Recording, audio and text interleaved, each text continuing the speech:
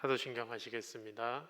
전능하사 천지를 만드신 하나님 아버지를 내가 믿사오며 그 외아들 우리 주 예수 그리스도를 믿사오니 이는 성령으로 잉태하사 동정녀 마리아에게 나시고 본디오 빌라도에게 고난을 받으사 십자가에 못 박혀 죽으시고 장사한 지 사흘 만에 죽은 자 가운데서 다시 살아나시며 하늘에 오르사 전능하신 하나님 우편에 앉아 계시다가 저리로서 산자와 죽은 자를 심판하러 오시리라.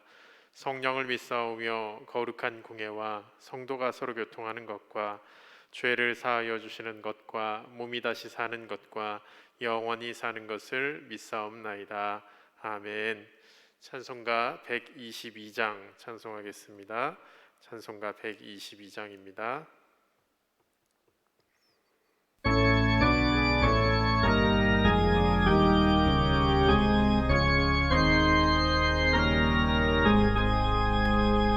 참 반가운 성도여 다 이리 와서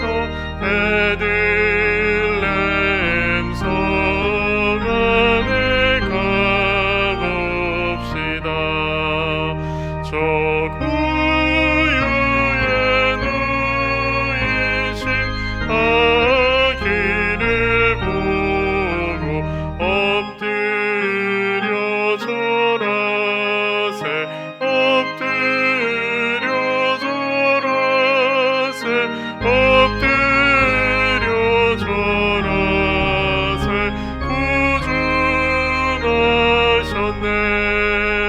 저 천사여 찬송을 높이 불러서 이 광활한 천지에 울리어라. 주 하나님 앞에는 영광을 돌려 엎드려 절하세 엎드려 절하세 엎드려 절하세 구준하셨네. 이 세상에 주께서 탄생할 때에 참신과 참사람이 되시려고 저 동정녀 몸에서 나시었으니 엎드려 절하세 엎드려 절하세 엎드려 절하세 구준하셨네. 여호와의 말씀이 육신을 입어 날 구원할 구주가 되셨도다. 늘 감사한 찬송을 주 앞에 드려 엎드려 절하세 엎드려 절하세 엎드려 절하세 구준하셨네. 아멘. 126장 한 전 더 찬양하겠습니다.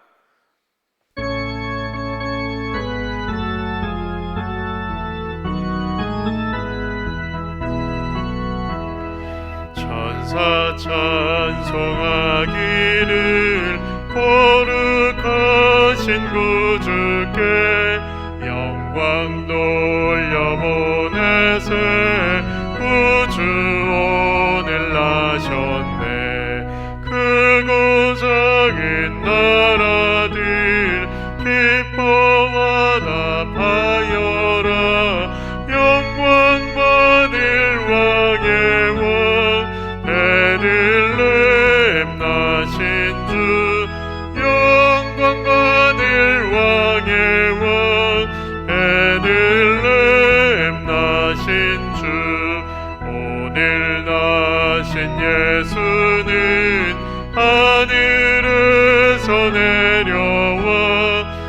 천여 몸에 나셔서 사람 몸을 입었네. 세상 모든 사람들 영원하신 주님께 영광 돌려보내며 높이 찬양하여라.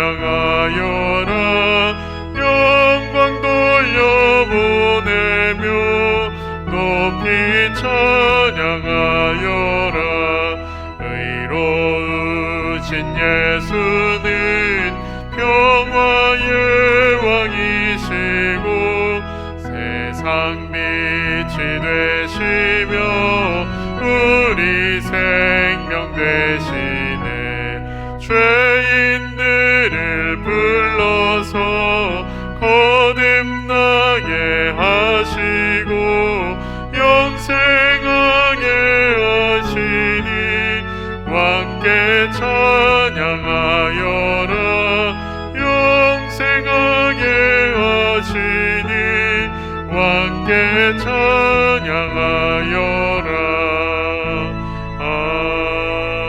아멘. 하나님 말씀 보겠습니다. 누가복음 2장 25절부터 33절까지 말씀입니다. 신약성경 90페이지 누가복음 2장 25절부터 33절까지 말씀입니다. 제가 봉독하겠습니다.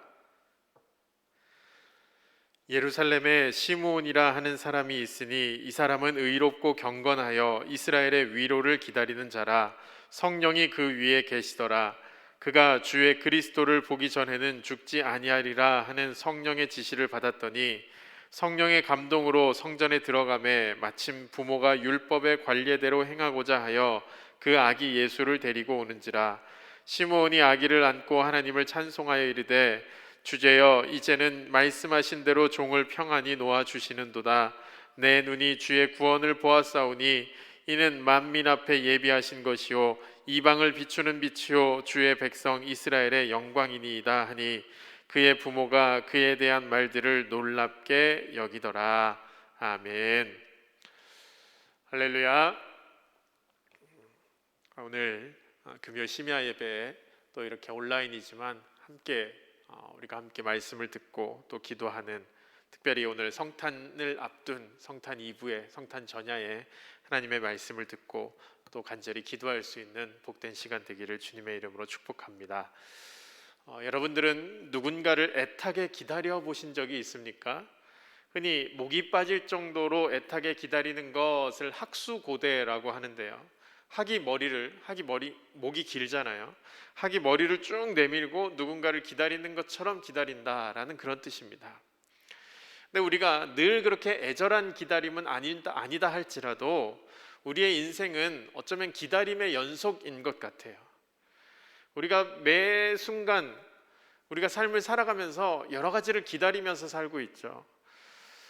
집에 있는 식구들은 일터에 나간 아빠가 또 남편이 돌아오기를 기다립니다. 사랑에 빠진 젊은이들은 금방 헤어졌어도 금세 사랑하는 애인의 얼굴을 다시 보기를 간절히 기다립니다.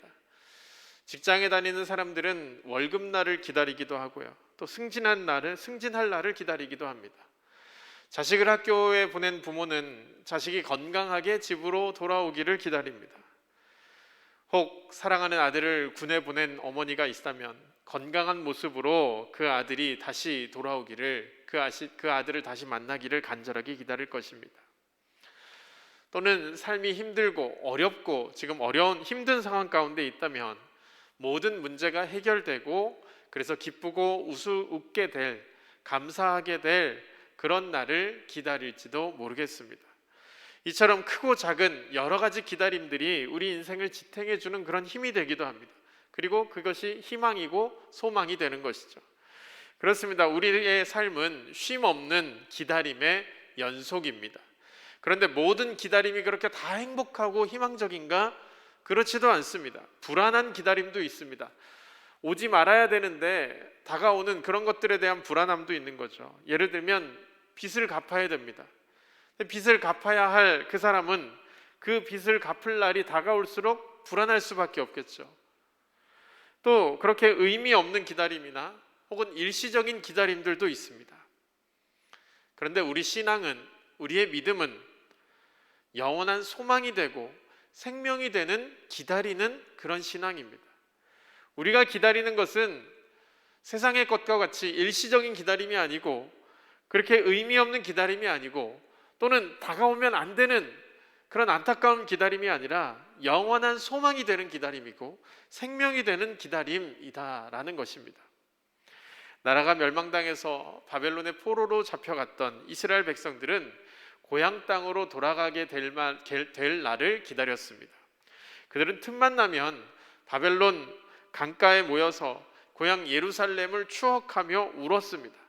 시간이 지날수록 혹시 고향에 대한 그런 기억들이 흩어져 버릴까 봐 마음이 더욱더 불안해하며 그렇게 힘겨워하며 그들은 그렇게 울었습니다. 기다렸습니다. 시편 137편을 보면 그 심정이 아주 잘 묘사되어 있거든요. 이스라엘 백성들은 바벨론에서 그렇게 엄청난 모욕과 수치와 고난을 당하며 살았습니다. 바벨론의 포로로 잡혀갔다는 것만으로도, 그 자체만으로도 그들은 이미 수치를 겪은 것입니다. 하나님의 백성들이 하나님이 택해 주신, 하나님이 정해 주신 젖과 꿀이 흐르는 땅에서 쫓겨난 것, 그것은 그들의 큰 수치였고 또 아픔이었습니다.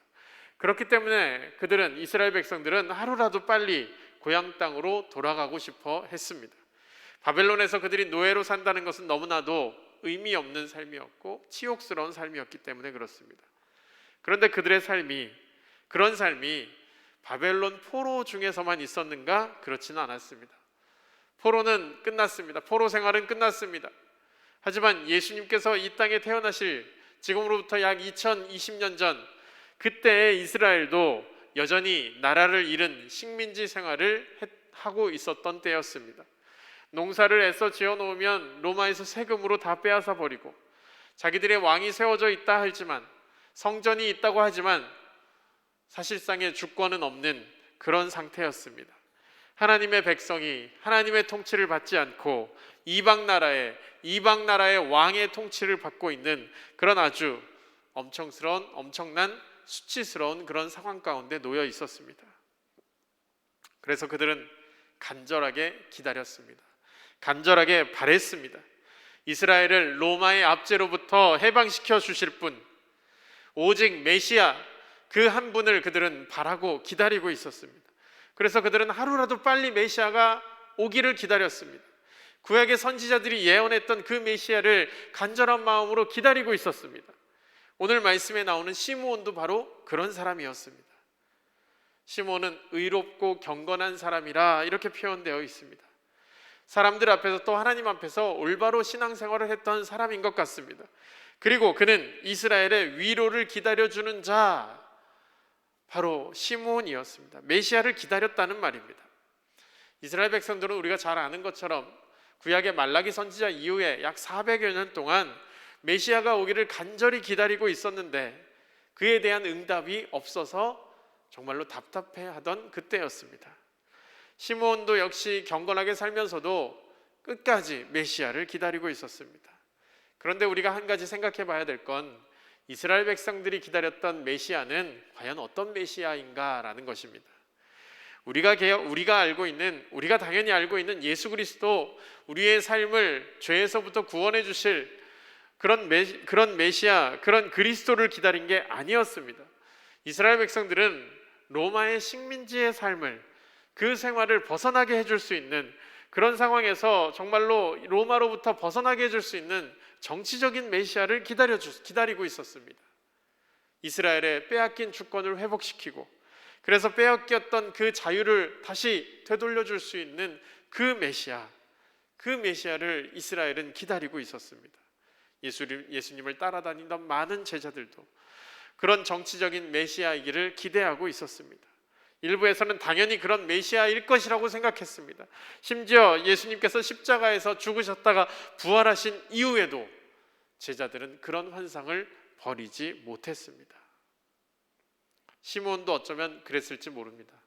하루빨리 하나님께서 약속하신 메시아가 오셔서 이 민족을 로마로부터 해방시켜 주시고 우리 민족에게 참된 자유가 왔으면 좋겠다라고 생각했고, 그런 메시아가 속히 오기를 기다렸을지 모릅니다.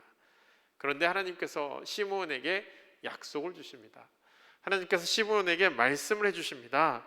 뭐라고 말씀하시냐면, 오늘 말씀에 보면 26절, 그가 주의 그리스도를 보기 전에는 죽지 아니하리라 하는 하나님의 말씀, 성령의 지시를 받았다라고 그러죠. 주의 그리스도를 보기 전에는 죽지 아니하리라. 이 말을 우리는 잘 이해해야 합니다. 주의 그리스도, 우리는 그리스도라는 말과 메시아라는 말이 있습니다. 이 말은 뜻이 같은 뜻입니다. 근데 언어가 다르죠. 메시아는 히브리어로 쓰여진 단어이고 그리스도는 헬라어로 쓰여진 단어입니다. 모두가 기름 부음을 받은 자, 메시아라는 그런 뜻을 가지고 있는 그런 단어입니다. 그런데 신약 성경에서 메시아라고 쓰일 때와 그리스도라고 쓰일 때는 아주 중요한 차이가 있습니다. 정치적인 메시아를 가리킬 때 메시아라는 히브리어를 굳이 써서 강조했고, 예수 그리스도를 통해서 이루어질 그런 인류 구원이라는 신앙적인 메시아를 말할 때에는 그리스도라는 헬라어를 사용했습니다. 그렇기 때문에 이스라엘의 위로를 기다리고 있던 시므온에게 주의 그리스도를 보기 전에는 죽지 아니하리라 라고 말씀하신 이 성령의 말씀은 시므온이 혹시 기다리고 있었을지 모르는 정치적인 메시아, 그 메시아는 전혀 다른 온 인류를 죄와 사망의 어두움에서부터 구원해 주실 참된 구세주가 오실 텐데 너는 그분을 기다려라 라는 그런 하나님의 약속이었고 말씀이었던 것입니다. 여러분, 그렇습니다. 예수 그리스도는 이 땅에 오신 메시아이십니다. 그러나 그분은 일부 사람들이, 이스라엘 사람들이 기대하고 있었던 그런 정치적인 메시아가 아니었습니다. 그분은 온 인류를 위해서, 온 인류의 죄악을 위해서, 죄악을 담당하기 위해서, 생명을 주시기 위해서 오신 메시아셨습니다. 가만히 생각해 봅시다. 하지만 오늘날에도 예수님을 그렇게 정치적인 메시아로, 다시 말하면 예수님의 원래 오신 그 하나님의 뜻, 예수님의 그 뜻과 상관없이 우리의 기대대로 예수님을 기다리는 사람들이 있습니다. 성탄절에 지금 오실 예수님을 기다리고 있습니다. 그래서 예수님이 오시면 예수님을 통해서 우리의 근본적인 죄가 용서함 받고 예수님 안에서 하나님의 자녀로 새롭게 거듭난 것을, 그것을 기대하며 그것을 감사하며 또 그렇게 앞으로도 그렇게 살아갈 것을, 그리고 앞으로 다시 오실 메시아를 통해서 정말로 우리의 영원한 영생을 주실 것을 기대하며 살아야 되는데 자꾸자꾸 나의 목적을, 나의 뜻을 거기에 첨가시킵니다. 예수님 믿으면 내 사업이 잘 되겠지, 예수님이 오시면 빨리 이 상황들이 빨리 해결되겠지, 예수님 믿으면 병에 걸리지 않겠지, 예수님 믿으면 내 자녀들이 모두가 다 잘 되겠지, 예수님 믿으면 지금은 이렇게 비루하고 비천하지만 내 신세가 확 바뀌겠지. 여러분, 우리들의 생각 가운데 조금이라도 이런 생각이 들어가 있다면, 우리의 신앙 가운데, 우리의 믿음 가운데 조금이라도 이런 생각이 들어가 있다면, 그러면 우리는 결국 이스라엘 사람들처럼 예수님을 정치적인 메시아로 기다리는 것밖에 되지 않습니다. 그래서 우리는 바뀌어야 됩니다. 물론 예수 믿고 난 다음에 물질의 축복도 받을 수 있고 병도 나을 수 있습니다. 또 부모가 예수를 잘 믿었다고 해서 그래서 자녀들도 복을 받을 수 있습니다. 그러나 그게 우리의 진정한 신앙의 목적이 돼서는 안 된다는 것입니다. 그건 하나님이 우리에게 덤으로 주실 선물일 뿐이지, 은혜일 뿐이지, 덤으로 주실 수도 있는 것뿐이지 그게 목적이 돼서는 안 된다라는 겁니다. 우리가 예수님을 기다리는 목적, 우리가 예수님을 믿는 가장 근본적인 목적은 우리의 죄의 문제를 해결하는 것입니다. 이것보다 더 근본적이고 더 중요한 목적은 있을 수가 없습니다. 하나님의 자녀가 될 수 없는 죄인인 우리가 그리스도의 보혈로 죄를 용서함 받고 하나님의 자녀가 되었습니다. 이거보다 더 큰 기쁨은 없습니다. 예수 믿는 가장 큰 기쁨이 바로 여기에 있어야 되는 겁니다. 그래서 시므온의 시므온의 기다림이 아마 그때서부터 달라졌을 겁니다. 온 인류를 구원하신 인류의 구원자 예수를 기다렸을 것입니다. 그리고 새롭게 꿈을 꾸게 됩니다. 그리고 그 꿈이 시므온의 삶의 목적이 됩니다. 전승에 따르면 이 당시에 시므온의 나이는 100살이 넘었다라고 되어 있습니다. 렘브란트가 그린 시므온이라는 그림을 보면 시므온 할아버지가 아기 예수를 안고 있는데 눈꺼풀이 거의 덮여져 있습니다. 거의 눈이 멀어 있는 아주 굉장히 노인의 그 연로한 그런 모습으로 아이를 안고 있는 모습이죠. 그가 그런 고령의 나이에도 성전을 출입하면서 그렇게 간절하게 메시아를, 예수 그리스도를 기다리고 있었습니다. 오직 이 땅을 살아가는 이유가 바로 그것이었기 때문에 그렇습니다. 세상을 죄악으로부터 구원할 메시아를 기다리는 것. 그렇습니다. 우리에게 꿈이 있다면, 무엇을 기다린다는 그런 인생이 된다면 기쁨과 설렘으로 그렇게 살아갈 수 있습니다. 꿈과 기다림은 우리 이 땅에 우리가 겪고 있는 현실의 고통을 잊게 만들어주는, 이길 수 있게 만들어주는 능력이 되기도 합니다. 현실의 문제를 뛰어넘는 새로운 삶을 살아갈 수 있도록 우리를 인도하는 능력도 되기도 합니다. 그리고 삶의 목표를 잃고 의미 없는 삶을 살아가는 사람들에게 삶의 참된 가치와 목표를 보여주는 것, 그것이 바로 하나님이 주신 꿈이고 하나님이 우리에게 기다림을 주시는 목적이기도 합니다. 여러분, 시므온이 메시아를 만날 것이라는 그런 꿈과 기대를 가졌던 것처럼 우리도 그런 꿈을 꾸시기를 바랍니다. 주님을 만날 수 있다는 꿈은 우리를 희망으로 인도해 줄 것입니다. 우리를 주님을 기다리는 마음에서 좌절을 이길 수 있는 능력도 얻게 될 것입니다. 때론 깊은 절망의 때를 살지라도, 때론 너무나도 버거운 인생의 짐을 짊어지고 가야 할 때라도 주님을 기다리는 꿈이 있으면 우리는 힘을 낼 수 있다라는 겁니다. 다시 일어설 수 있는 용기가 생기고 삶의 활력이 가득하게 될 것입니다. 시므온은 하나님의 약속을 믿고 그리고 메시아를 기다렸습니다. 메시아가 오신다면 분명히 이 성전에 오실 거야 라는 그 희망을 가지고 성전을 매일 출입하면서 오늘은 그 예수를, 그 메시아를 만날 수 있을까라는 설렘과 마음을, 기대를 가지고 있었습니다. 그러던 어느 날 마침 마리아와 요셉이 정결 예식을 행하기 위하여 아기 예수를 품에 안고 성전에 들어섰습니다. 그날따라 시므온에게 눈에 띈 한 부부였습니다. 그리고 그 부부가 안고 있는 아기를 본 순간 시므온 마음에는 알 수 없는 벅찬 감동이 일어났을 겁니다. 자신이 지금까지 그토록 기다렸던, 그렇게 간절히 기다렸던 그 메시아, 하나님이 온 인류를 구원하시기 위해 보내시겠다고 약속하신 그 메시아가 바로 저기 있었기 때문이죠. 노인이었던 시므온이 천천히 요셉과 마리아에게 다가갑니다. 그리고 아기를 안고 있는 마리아에게 그 아기를 내가 좀 안아봐도 되겠느냐라고 물었겠죠. 마리아는 품에 안고 있는 아기 예수를 처음 본 노인이지만 시므온에게 건네줍니다. 시므온은 아기 예수를 품에 안았습니다. 아기 예수를 안는 순간 아마 온 세상이 밝아지는 것을 느꼈을 것입니다. 이제까지 평생을 살아오면서 그런 감격을 느껴본 적이 없었을 겁니다. 말할 수 없는 벅찬 감격이 가슴 가득히 밀려 들어왔습니다. 오래전에 약속하셨던, 죽기 전에 네가 꼭 보게 될 것이라는 그 약속이 지금 그렇게 이루어졌기 때문입니다. 비록 가슴에 안은 아기 예수가 다른 아기들과 다르지는 않았을 겁니다. 세상에 하나님의 구원을 가져다 주고 어둠이 가득한 이 땅에 빛을 비춰줄 그 영광스러운 메시아임에도 불구하고 가슴에 안겨있는 그 아기는 세상의 다른 아기들과 다르지 않았습니다. 하지만 아기 예수를 품에 안은 시므온의 마음은, 시므온의 가슴은 달랐습니다. 온 세상을 아는 것처럼 기쁨이 가득했고 감격했습니다. 마치 본인이 자신이 세상을 아는 것 같은 그런 충만함이 그 마음 가운데 채워졌을 겁니다. 메시아인 아기 예수를 가슴에 품은 시므온에게 어떤 부귀영화가 주어진 것도 아니고, 그렇다고 해서 아기 예수를 안았다고 해서 황금이 하늘에서 떨어진 것도 아닙니다. 사람들이 자신을 주목하며 아기 예수를 안아봤냐며 그렇게 쫓아다니며 인터뷰하고 유명세를 치를 것도 아니었습니다. 처음 보는 낯선 아이를 가슴에 안고 가슴 벅차는 그를 반대로 이상하게 여기는 사람들도 있었을지 모릅니다. 그러나 그런 것은 전혀 시므온에게는 상관이 없었습니다.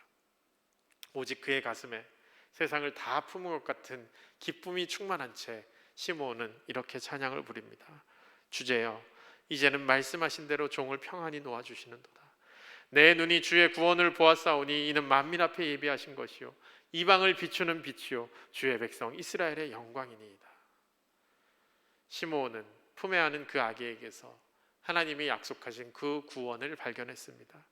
지금은 아무런 힘이 없는 정말 갓난 아기에 불과하지만 그 아기가 죄악과 어둠으로 가득 차 있는 이 세상을 환하게 비춰줄 빛이 되실 것임을 시므온은 보게 되었습니다.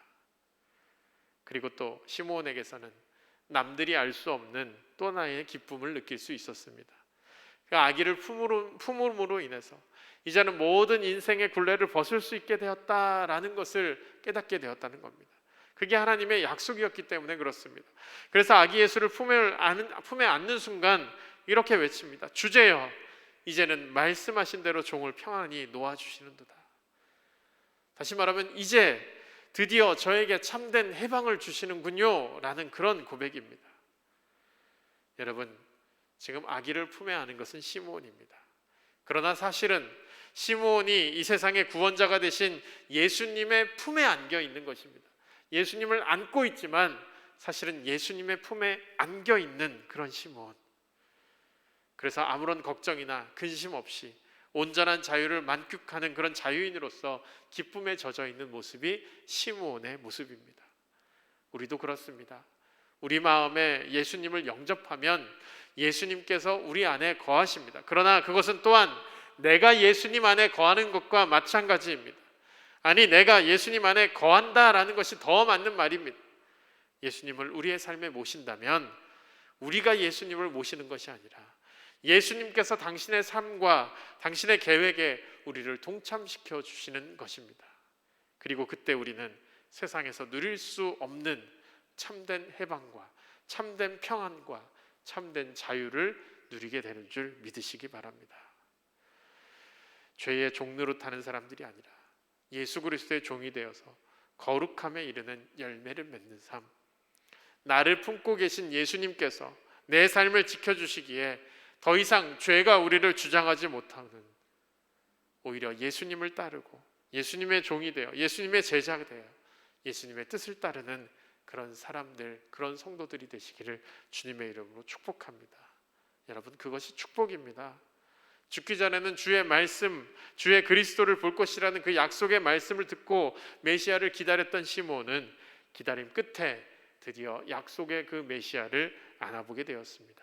비록 아기 예수였지만 메시아이셨고 세상의 빛이셨고 예수님을 품에 안았던 그 시므온은 세상의 모든 굴레로부터 해방을 받고 참된 자유를 얻게 되었습니다.